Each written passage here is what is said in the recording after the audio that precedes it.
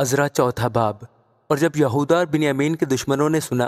کہ وہ جو اسیر ہوئے تھے خداوند اسرائیل کے خدا کے لیے ہیکل کو بنا رہے ہیں، تو وہ زربابل اور ابائی خاندانوں کے سرداروں کے پاس آ کر ان سے کہنے لگے کہ ہم کو بھی اپنے ساتھ بنانے دو، کیونکہ ہم بھی تمہارے خدا کے طالب ہیں جیسے تم ہو، اور ہم شاہ اسور اسر حدون کے دنوں سے جو ہم کو یہاں لایا اس کے لیے قربانی چڑھاتے ہیں۔ لیکن زربابل اور یشوع اور اسرائیل کے آبائی خاندانوں کے باقی سرداروں نے ان سے کہا کہ تمہارا کام نہیں کہ ہمارے ساتھ ہمارے خدا کے لیے گھر بناؤ، بلکہ ہم آپ ہی مل کر خداوند اسرائیل کے خدا کے لیے اسے بنائیں گے، جیسا شاہ فارس خورس نے ہم کو حکم کیا ہے۔ تب ملک کے لوگ یہودا کے لوگوں کی مخالفت کرنے اور بتاتے وقت ان کو تکلیف دینے لگے، اور شاہ فارس خورس کے جیتے جی بلکہ شاہ فارس دارا کی سلطنت تک ان کے مقصود کو باطل رکھنے کے لیے ان کے خلاف مشیروں کو اجرت دیتے رہے۔ اور اکسویریس کے عہد سلطنت یعنی اس کی سلطنت کے شروع میں انہوں نے یہودا اور یروشلم کے باشندوں کی شکایت لکھ بھیجی۔ پھر ارتخشستہ کے دنوں میں بشلام اور مترادت اور تابیل اور اس کے باقی رفیقوں نے شاہ فارس ارتخشستہ کو لکھا۔ ان کا خط ارامی حروف اور ارامی زبان میں لکھا تھا۔ رہوم دیوان اور شمسی منشی نے ارتخشستہ بادشاہ کو یروشلم کے خلاف یوں خط لکھا۔ رہوم دیوان اور شمسی منشی اور ان کے باقی رفیقوں نے جو دینا اور ارفارستکے اور ترفیلا اور فارس اور عرق اور بابل اور سوسن اور دے اور اعلام تھے،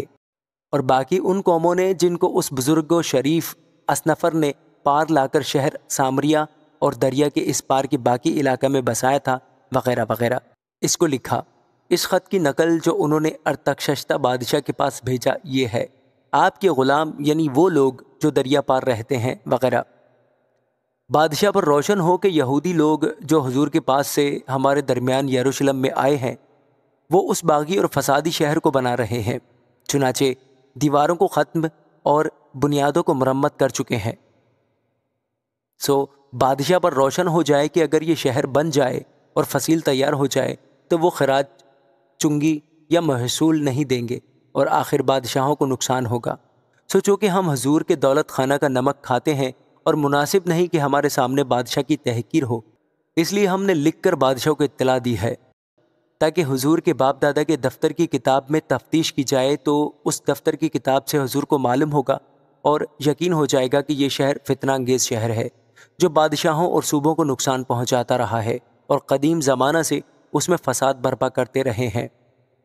اسی سبب سے یہ شہر اجاڑ دیا گیا تھا، اور ہم بادشاہ کو یقین دلاتے ہیں کہ اگر یہ شہر تعمیر ہو اور اس کی فصیل بن جائے تو اس صورت میں حضور کا حصہ دریا پار کچھ نہ ہوگا۔ تب بادشاہ نے رہوم دیوان اور شمسی منشی اور ان کے باقی رفیقوں کو جو سامریہ اور دریا پار کے باقی ملک میں رہتے ہیں یہ جواب بھیجا کہ سلام وغیرہ۔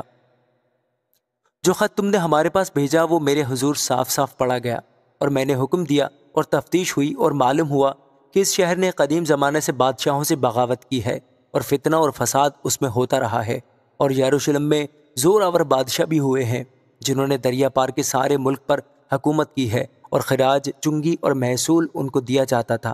تم حکم جاری کرو کہ یہ لوگ کام بند کریں اور یہ شہر نہ بنے جب تک میری طرف سے فرمان جاری نہ ہو۔ خبردار اس میں سستی نہ کرنا، بادشاہوں کے نقصان کے لیے خرابی کیوں بڑھنے پائے۔ جب ارتخشستہ بادشاہ کے خط کی نقل رہوم اور شمسی منشی اور ان کے رفیقوں کے سامنے پڑھی گئی تو وہ جلد یہودیوں کے پاس یروشلم کو گئے